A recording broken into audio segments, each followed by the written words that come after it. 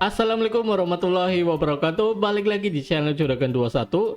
Di video kali ini kita mau bahas usaha voucher wifi dan klien rumahan. Buat kalian yang punya usaha toko, counter, warkop, dan lain-lain, kalian bisa coba usaha sampingan ini. Untungnya bisa sampai jutaan, amin. Jadi nggak ada salahnya kalian coba usaha voucher wifi ini. Sebenarnya aku udah buat tutorial sebelumnya, tapi di video kali ini aku tambahin lagi penyetingannya biar lebih bagus.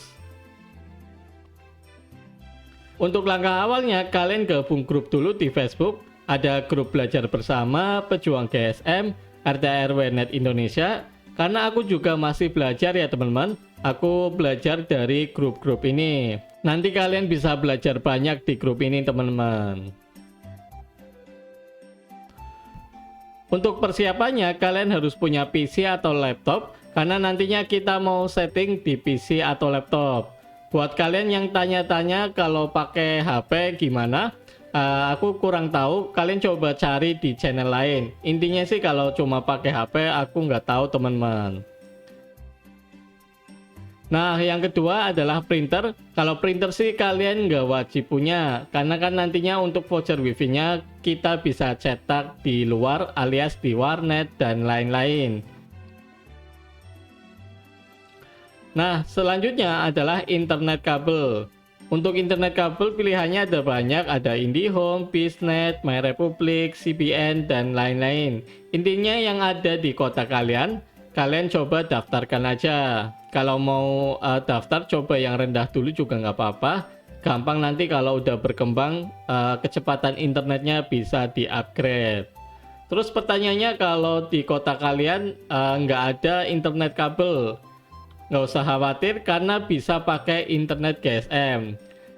Nah, untuk alat yang bisa dipakai ada TP-Link MR6400, Telkomsel Orbit, dan misalkan di rumah kalian ada modem 4G, kalian bisa beli aja TP-Link MR3420. Nah, kalian bisa coba dari pilihan alat ini teman-teman. Nah, selanjutnya kalian perlu beli yang namanya Mikrotik. Ini nantinya buat penyetingannya di Mikrotik teman-teman. Tapi aku nggak merekomendasikan untuk dua Mikrotik ini. Intinya nanti kalian perlu beli Mikrotik tapi untuk jangka panjang. Kalau ini termasuk ya speknya masih rendah teman-teman. Oke, kita bahas. Sebelah kiri ada RB941. Kalian bisa lihat sendiri RAM-nya cuma 32 MB, untuk storage-nya 16 MB, dan di sini belum support gigabit. Terus untuk harganya sendiri ini termasuk yang paling murah 380 ribuan. Terus di sebelah kanan ada RB951 UI. Nah, ini sih ya berbeda sedikit. Nah, harganya 660 ribuan. Jadi untuk dua Mikrotik ini ya kalau untuk coba-coba nggak masalah. Intinya sih semua Mikrotik bisa, tapi kalau untuk jangka panjang aku sih nggak merekomendasikan ini teman-teman. Dan untuk rekomendasinya ada dua. Nah, sebelah kiri ada RB750 GR3, RAM-nya 256, storage-nya 16 MB, untuk gigabitnya support, terus harganya 900 ribuan. Nah, untuk perbandingannya dengan Mikrotik sebelumnya, gampangannya seperti ini.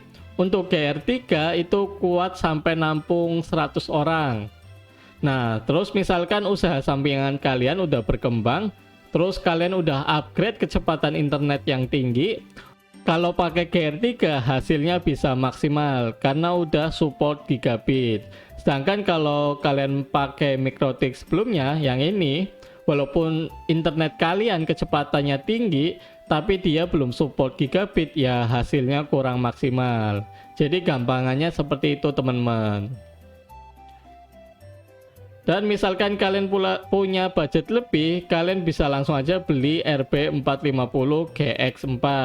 Ini untuk RAM-nya udah tinggi 1 GB, storage-nya juga banyak 512 MB.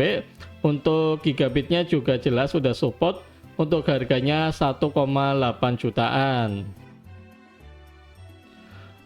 Oke, selanjutnya minimal kalian bisa buat kabel.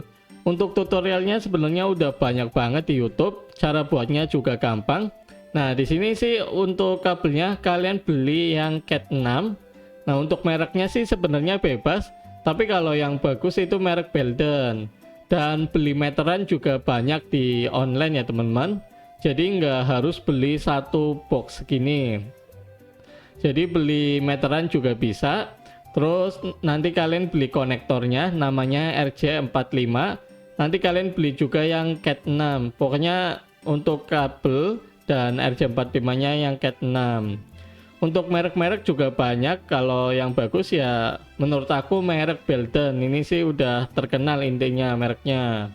Terus untuk tang crimping ini juga banyak pilihan. Kalau aku sendiri sih punyanya yang murah sekitar 40 ribuan aja. Yang sampai 300 ribu juga ada, tapi ya buat latihan kalian beli yang 40 ribuan aja. Terus kalau kita udah ngerakit, udah jadi, kita ngetesnya pakai alat ini yang murah juga. Untuk harganya ya sekitar 50 ribuan aja, namanya LAN tester.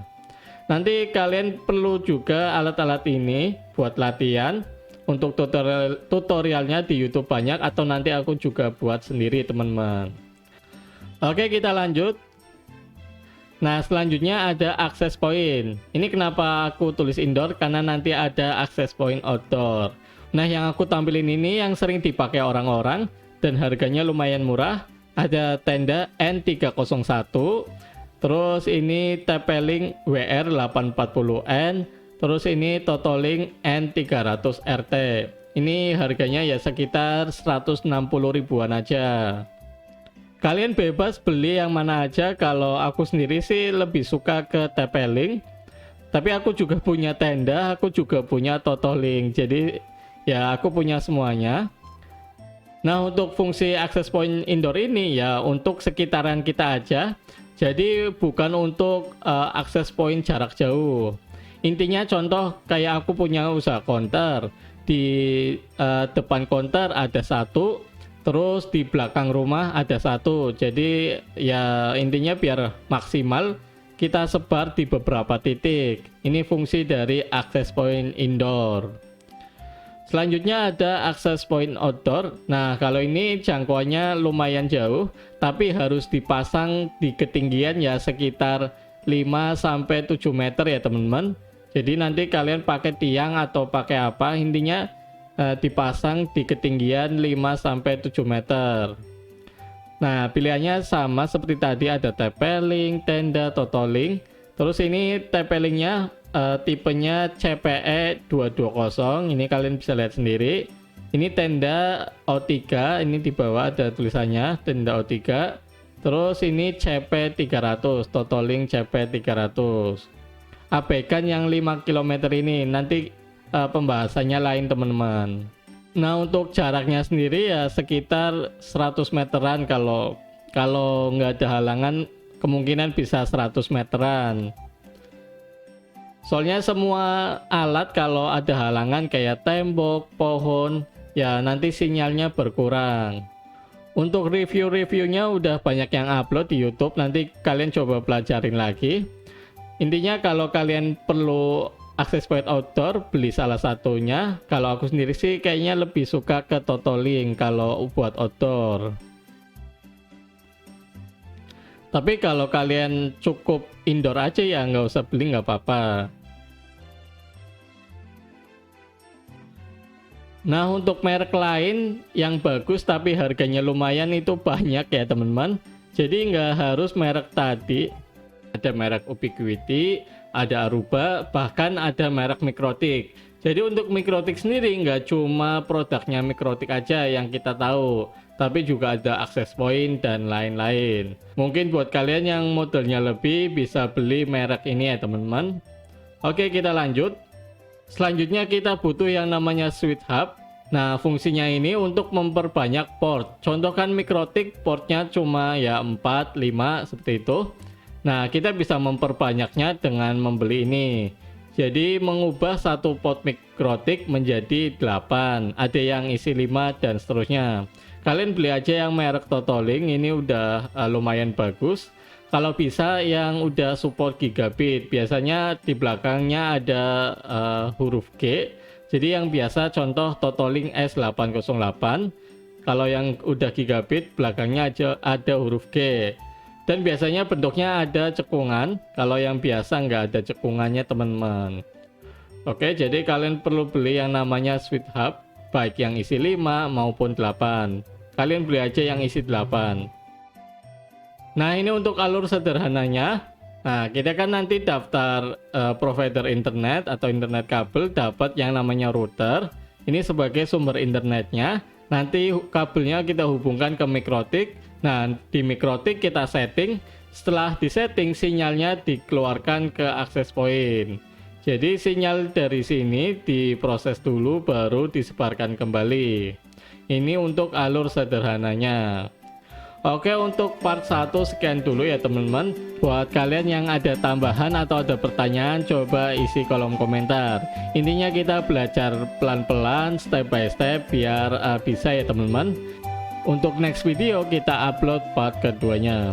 Oke teman-teman, sekian dulu video kali ini, semoga bermanfaat. Sampai jumpa di video berikutnya. Bye bye, wassalamualaikum warahmatullahi wabarakatuh.